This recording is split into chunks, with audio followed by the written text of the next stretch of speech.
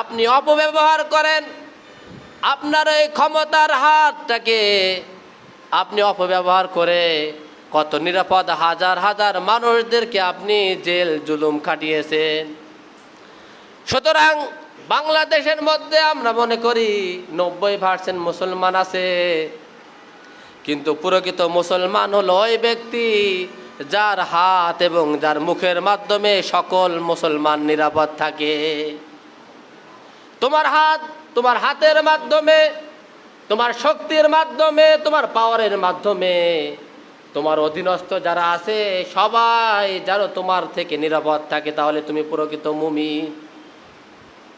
আর যদি তুমি তাদের উপর জুলুম করো, তাদের উপর অন্যায় অবিচার করো, তাহলে তুমি নামাজি হওয়ার পরেও কিন্তু তুমি প্রকৃত মুমিন হতে পারবে না। এজন্য আল্লাহ রাব্বুল আলামিন লা তাজিদু কওমান ইউমিনুনা বিল্লাহি ওয়াল ইয়াউমিল আখির ইউআদ্দুনা মান হাদাল্লাহ ওয়া রাসূলা ওয়ালাউ কানু আবাহুম আও আবনাহুম আও ইখওয়ানাহুম আও আশিরাতাহুম। দুনিয়ার মধ্যে প্রকৃত মুমিন ওই ব্যক্তি যে আল্লাহ এবং তার রাসূলের বিরুদ্ধে কোনো কিছু দেখলেই সে আর তাদেরকে সাপোর্ট করবে না, সে আর তাদেরকে ভালোবাসবে না, তাদের সঙ্গ আর সে দিতে পারবে না।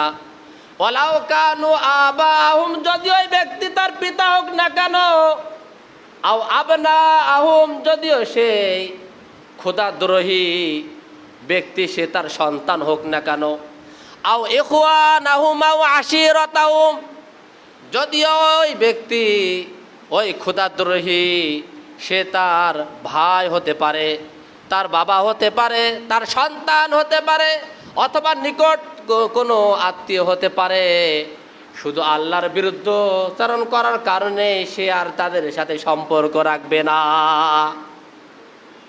প্রকৃত ইমানদার তো ওই ব্যক্তি শুধুমাত্র ইমানের কারণে সে একজন ব্যক্তিকে ভালোবাসবেন, আবার ইমানের কারণে সে অপর ব্যক্তি থেকে সে নিরাপদে দূরে থাকবে। প্রকৃত মুমিন হলো ওই ব্যক্তি। এজন্য আমাদের হাত, আমাদের যত প্রকার পাওয়ার শক্তি আছে, যদি আমার মাধ্যমে কেউ জুলুমের শিকার হয়, কেউ মজলুম হয় আমার কারণে, তাহলে আমি ভালো মানুষ যতই হোক না কেন আপনারটা আর আল্লাহ কবুল করবেন না। আপনারটা কবুলের জন্য মূল শর্তই হলো আপনাকে মুমিন হতে হবে। আপনি টাকা দিয়ে মসজিদ মাদ্রাসা এর থেকে বড় কিছু করেন না কেন, এটা গ্রহণ হবে না। গ্রহণ হওয়ার জন্য শুধুই মাত্র কেবলমাত্র কি শর্ত কি?